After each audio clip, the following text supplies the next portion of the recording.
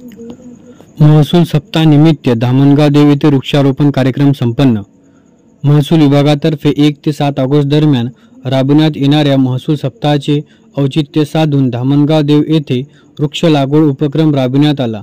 या उपक्रमात मंडळ अधिकारी DM मडावी, धामणगाव देव ग्रामपंचायतचे सरपंच जगदीश जाधव, तलाठी संतोष राठोड तसेच त्यांचे सहकारी मानंद अंबोरे व इतर ग्रामस्थ उपस्थित होते।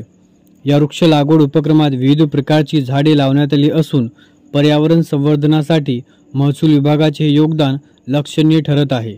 महसूल प्रशासनाच्या पुढाकाराने स्थानिक प्रशासन, ग्रामपंचायत व तलाठी कार्यालय यांच्या संयुक्त विद्यमाने हा उपक्रम यशस्वीपणे पार पडला।